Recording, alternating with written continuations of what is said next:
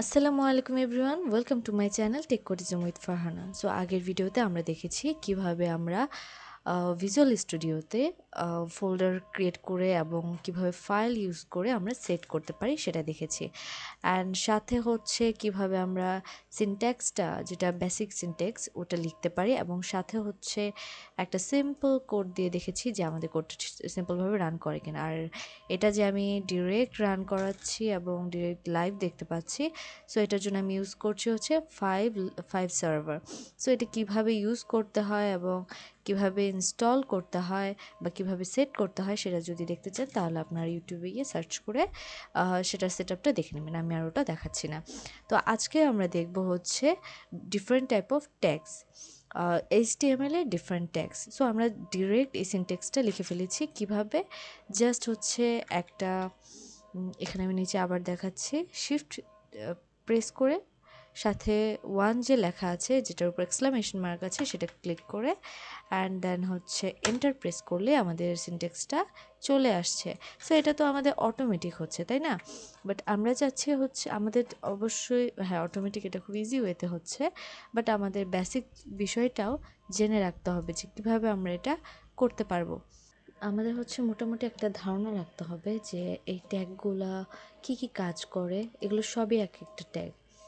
এই যে HTML লেখা যেগুলো হচ্ছে স্মলার অ্যান্ড গ্রেটার দেনের মধ্যে আছে, সেগুলো সবগুলোই হচ্ছে এক একটা ট্যাগ। ওকে, সো এগুলো কোনটার কী কাজ এটা আমাদের সিম্পলভাবে জানতে হবে। তো আগে আমরা চলুন দেখে আসি যে আমাদের কতগুলো ট্যাগ নিয়ে আমরা এখানে আলোচনা করব আর কি কি ট্যাগ হয়। সো গাইস, আমরা এখন দেখবো যে কী কী ট্যাগ হয়। তো আমরা যদি নর্মালভাবে দেখি তো আমাদের বেসিক্যালি হচ্ছে ফার্স্টে যদি দেখি HTML, head, title and body, এই চার ধরনের ট্যাগ হয়, ঠিক আছে? সো এই চারটা ইউজ করা হয় আমাদের পুরো সিনট্যাক্সটা ডিজাইন করার জন্য, যেটা আমাদের কমপ্লিটলি আমাদের সিনট্যাক্সে লাগবে। আমরা এটা আবার দেখব। সো আমি জাস্ট এখানে ট্যাগগুলোর নামগুলো উল্লেখ করছি। সো তারপর আমরা H1 থেকে H6, এটা হচ্ছে হেডার ট্যাগ। সো এটা হচ্ছে 1 থেকে 6 পর্যন্ত কাজ করে, ঠিক আছে? এর বাহিরে যদি H7 ট্রাই করেন হবে না, তো এটা আমরা প্র্যাকটিক্যালি দেখব। তারপর আছে পি ট্যাগ, এটা আমরা প্যারাগ্রাফ লেখার ক্ষেত্রে ইউজ করি। সো এটা আমরা যখন ট্রাই করব তখন দেখব। অ্যান্ড দেন অ্যাঙ্কার ট্যাগ এ। সো অ্যাঙ্কার ট্যাগটা আমরা ইউজ করি কোন ক্ষেত্রে? যখন হচ্ছে এই যে অ্যাঙ্কার ট্যাগ, সো আমরা যখন লিঙ্ক করতে চাই কোনো কিছুর সাথে তখন আমরা অ্যাঙ্কার ট্যাগটা ইউজ করি, বা এক পেজ থেকে অন্য পেজে যেতে চাই তখন আমরা এই অ্যাঙ্কার ট্যাগটা ইউজ করি বাটন ক্রিয়েট করতে। বা আমরা, হ্যাঁ বাটনের আলাদা ট্যাগ আছে, বাট আমরা যদি নর্মালি ক্রিয়েট করতে চাই বা আমরা যদি এরকম দেখাতে চাই যে আমরা এক পেজ থেকে আরেক পেজে যাব, মানে এক লিঙ্ক থেকে আরেক লিঙ্কে যাব, তো কীভাবে যাব? তো অ্যাঙ্কার ট্যাগ ইউজ করি। তো এটা আমরা দেখবো। আর সাথে ইমেজ হচ্ছে আমরা যে ইমেজটা সেট করব, আমরা যত ধরনের ইমেজ দেখি তো সবগুলো হচ্ছে আমরা ইমেজ ট্যাগের মাধ্যমে নিতে পারবো। তো এরপর যদি দেখি ইউএল, ওএল অ্যান্ড এলআই। তো ইউএল হচ্ছে আনঅর্ডার্ড লিস্ট বোঝায়, অ্যান্ড ওএল হচ্ছে অর্ডার্ড লিস্ট, অ্যান্ড এলআই হচ্ছে আমরা লিস্ট বুঝি। তো এখন ordered list and unordered list কি? অর্ডার্ড লিস্টে হচ্ছে আপনার যেগুলো আসবে সেটা হচ্ছে 1, 2, 3 এভাবে করে একটা অর্ডার মেনটেন করে যাচ্ছে। বাট আনঅর্ডার্ড লিস্ট কি? সাপোজ আমরা ডট ইউজ করি, সাপোজ এখানে আমরা কয়েকটা লাইন লিখলাম, সেগুলোতে আমি ডট ডট ডট দিয়ে করলাম, এটা একটা আনঅর্ডার্ড। আবার অনেক সময় থাকে হচ্ছে এরকম চিহ্ন, মানে আমি কয়েকটা লিস্ট লিখবো, সো আমি এখানে এরকম একটা করে ডিজাইন দিলাম আর এখানে একটা করে নাম লিখলাম, সো সেটা হচ্ছে আনঅর্ডার্ড লিস্ট। আর লিস্ট আমরা লিস্টগুলো হচ্ছে এইগুলোর ভিতরেই লিখবো, যে লিস্টগুলো সেগুলো এলআই দিয়ে প্রকাশ করব। ওকে, এরপর যদি দেখি ডিভ হচ্ছে আমাদের ডিভাইডের কাজ করে, যে আমি একটা পার্ট থেকে আরেকটা পার্টকে যে আলাদা করব, ডিভের ইউজটা আমরা অনেক বেশি পাবো। তো এটা আমরা যখন প্র্যাকটিস করব তখন আমরা দেখব। দেন তারপর যদি দেখি স্প্যান হচ্ছে আমরা এগুলো করতে গেলে আমাদের কিছু ইনলাইন ব্লক এলিমেন্ট থাকে, আবার কিছু ব্লক এলিমেন্ট থাকে।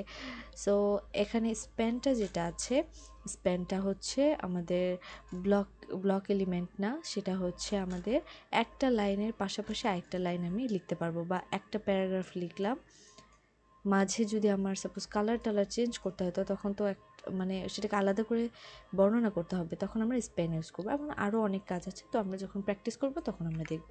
আমি জাস্ট এগুলো ধারণা দিচ্ছি নামগুলো। সো দেন টেবিল যদি দেখি, আমরা টেবিল যদি ক্রিয়েট করি, সাপোজ এরকম টেবিল ক্রিয়েট করলাম, এরকম টেবিল দিলাম, এটাকে আমি ধরলাম হেড, অ্যান্ড এগুলো হচ্ছে আমার টেবিলের body. Okay, this is our table head. Okay, HEAD, and table হেডের মধ্যে তারপর TR, table row, T head, table head, and আরও আছে এখানে কয়েকটা জিনিস লেখা হয়নি। TDO ইউজ করি, সেটা হচ্ছে আমরা বডিতে ইউজ করি, এটা আমরা পরে দেখব যখন আমরা ইউজ করবো। ওকে, এটা টেবিল হেড দেখলাম, আর this is table body, table body. Okay okay, so এটা আমি আর রাখছি না, এটা আমি মুছে ফেলতেছি। সো এটা জাস্ট বোঝার জন্য দিলাম যে টেবিলটা বলতে আমরা কি বোঝাচ্ছি। ওকে, সো তারপর যদি আমরা দেখি, এরপর আছে হচ্ছে ফর্ম। আমরা ফর্ম বানাই না, যেটাতে আমরা অনেক ধরনের ডিটেলস আমাদের ইনপুট করতে হয়, ইউজারকে দেওয়া হয় রেজিস্ট্রেশন ফর্ম ফিল আপ করার জন্য, লগ ইন করার জন্য। সেগুলোর ফর্মের যে কাজগুলো সেগুলো আমরা এগুলোর সাহায্যে করি। আরও অনেকগুলো ট্যাগ আছে, বাট বেসিক ট্যাগগুলো আমি এখানে ইউজ করেছি। তো আমরা যখন ফর্ম বানাবো তখন আমরা দেখবো যে আমরা আর কী কী ইউজ করতে পারি।